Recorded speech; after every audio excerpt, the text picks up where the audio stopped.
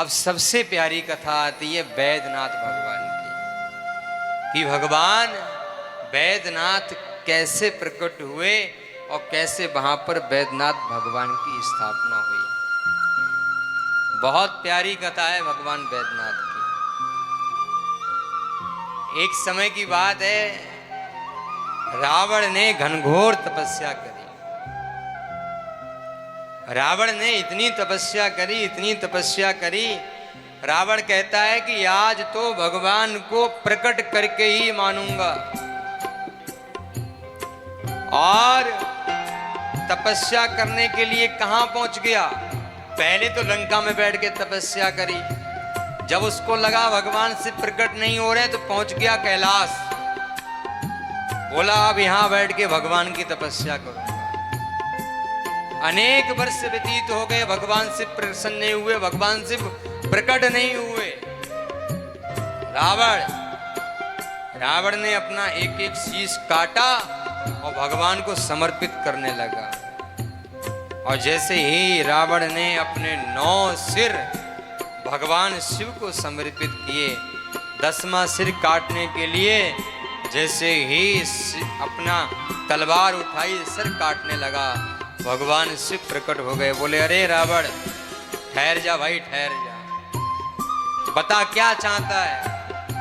तो रावण कहता है मैं ये चाहता हूं कैलाश छोड़ के मेरे घर चलो, मेरे घर में रहो चल के। भगवान शिव कहते हैं देख ऐसा है, मेरी पत्नी भी है, मेरे बच्चे भी हैं। अब मैं घर परिवार वाला हूँ, कोई शमशान वाला नहीं हूँ। और मेरे जो बच्चे उनके भी विवाह हो गए, उनके भी बच्चे हो गए, तो इसलिए ऐसा कर कुछ और मांग ले।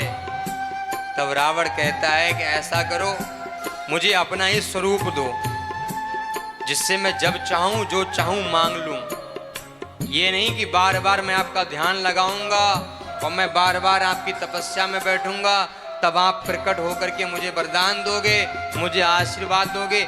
मेरे पास समय नहीं इतना सब करने के लिए, मैंने बहुत पूजा पाठ कर लिया।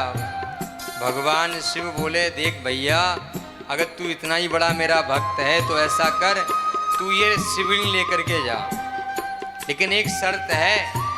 बोला बताओ क्या शर्त है?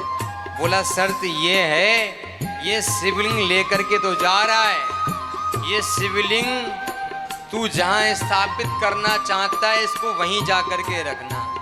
अगर तूने इसको कहीं बीच में रख दिया तो ये वहीं रखा रहेगा, ये वहां से उठेगा नहीं दोबारा। रावण कह रहा है गुरुजी आपका सिर एक है, मेरे 10 हैं, मेरे 10 सिर हैं, और आप तो फिर भी पतले दुबले हो, आपसे ज्यादा बलवान हूं मैं। इसलिए आप इस बात की चिंता छोड़ दो कि मैं इसको कहीं रखूंगा, मैं इसको कहीं रखने वाला नहीं हूं। जब कोई व्यक्ति किसी की ओर ऐसे एक उंगली दिखाता है ना, तो 3 उंगली अपनी ओर आती हैं। रावण कह रहा है अपने गुरुजी को, कह रहा है कि गुरुजी आपके सिर एक है, सामने देखो सामने 10 हैं, 10। मैं एक से नहीं 10 से सोचता हूं मुझे क्या करना है। इसलिए आप ये सब चिंता छोड़ दो, आप तो मुझे ये बताओ कि मेरे घर में कैसे रहोगे। भगवान शिव ने कहा ले भैया ले जा शिवलिंग, रास्ते में कहीं मत रखना। जैसे ही हाथ में शिवलिंग दिया, रावण ने कहा ठीक है जय राम जी की, चलते हैं। शिवलिंग हाथ में लिया और शिवलिंग हाथ में ले करके चल दिया। और जैसे ही शिवलिंग हाथ में ले करके चला, थोड़ा आगे बढ़ा, पहाड़ों से नीचे उतरा, नीचे उतरते उतरते जैसे ही झारखंड प्रदेश में पहुंचा। झारखंड में एक जगह है देवघर। जैसे ही देवघर के जंगलों में पहुंचा, वहां पहुंच के रावण को बड़ी तेज लघुशंका लगी। रावण ने बहुत देर तक संघर्ष किया, अरे रुक जा, लेकिन नहीं रुक पाया। उसी जंगल में एक ग्वाला, गोप जो गाय चराने वाला होता है, वो वहीं पे खड़ा हुआ था। रावण ने कहा वजन तो है नहीं, हल्का है। जब इसने डंडा पकड़ रखा है, इतनी सारी गाय संभाल रखी हैं, तो ये भी पकड़ ही लेगा, 2 मिनट की बात है। अभी लघुशंका करके हाथ में लेके अपने घर। रावण ने कहा ए भैया इधर आ, जरा मेरी बात सुन, ऐसा कर ये शिवलिंग हाथ में ले ले, जरा मैं लघुशंका कर लूँ। उसके हाथ में शिवलिंग दी और वो रावण वहीं पे खड़े होके लक्षशंका करने लगा।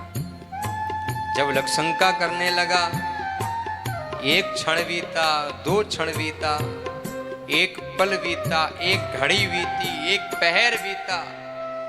अब तो रावण की लक्षशंका ही बंद नहीं हो रही। और उधर जिस ग्वाले के हाथ में वो शिवलिंग दिया, भगवान शिव की माया से उस शिवलिंग का इतना वजन होने लगा, वो ग्वाला पकड़े पकड़े थक गया। जब थक गया तब उसने उस शिवलिंग को उसी स्थान पे रख दिया। और जब उस स्थान पे उस शिवलिंग को रखा, जिस रावण ने अपने 9 सिर चढ़ा करके भगवान को अर्पित किए थे, जब भगवान शिव प्रसन्न हुए थे, जब प्रकट हुए थे, तब भगवान शिव ने रावण का एक एक शीश वैसे ही जोड़ के दिया था जैसे वैद्य हमारे हाथ पैर को जोड़ देता है। इसलिए उस शिवलिंग का नाम पड़ गया वैद्यनाथ महादेव। बोलिए वैद्यनाथ महादेव की जय।